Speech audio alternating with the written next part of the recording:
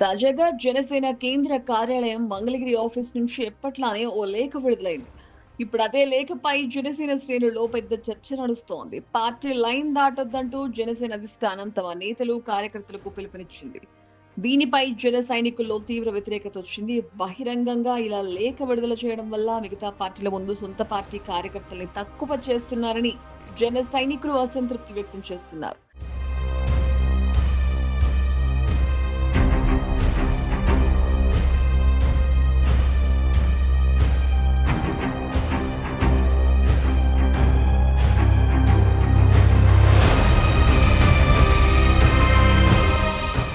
Janasena party విధానాలు, వ్యూహాల గురించి జనసేనాని పలు సభలు, పార్టీ సమావేశాల్లో ఎప్పటికప్పుడు తెలియచేస్తూనే ఉన్నారు.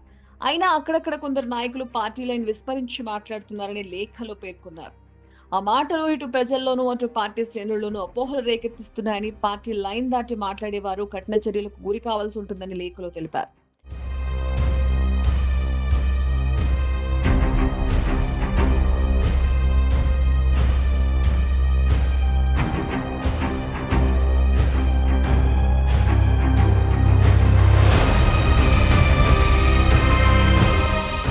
గత దశాబ్ద కాలం పైగా జనసేన శ్రేణుల తీరు చాలా వరకు తమ అధినేత వలె సిద్ధాంతపరంగా ఉంటుంది.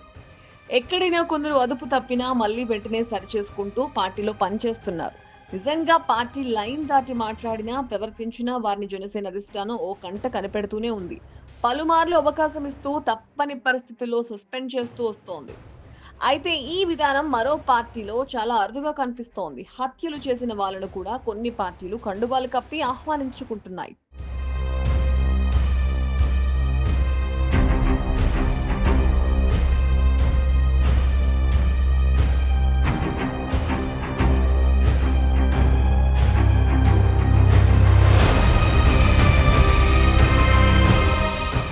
ఇప్పుడు ఏపీలో కూటమి పాలన మొదలై ఏడాది దాటింది. పొత్తులో భాగంగా జనసేన ఎప్పటికప్పుడు తమ క్యాడర్ కి తగిన సూచనలు చేస్తూ సస్పెండ్లు కూడా చేసింది. ఈ నేపథ్యంలోనే ఎప్పుడు పొత్తు ధర్మాన్ని జన సైనికులు మాత్రమే పాటిస్తే సరిపోతుందా? మిగతా పార్టీలు కూడా పాటించాలి కదా అని జన సైనికులు అంటున్నారు. నిజమే కదా, కూటమి పార్టీల అధినేతలు కలిసి ఉంటే సరిపోతుందా? కింది స్థాయి కార్యకర్తలు కూడా కలిసి ఉండాలి కదా.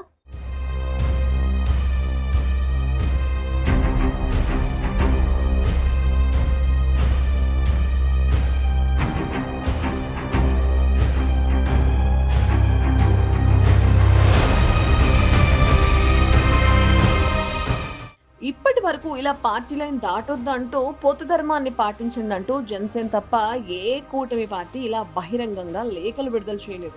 సభలు, సమావేశాల్లో చెప్పుకున్నారేమో గానీ వాస్తవానికి ఆ ప్రస్తావనే లేదు.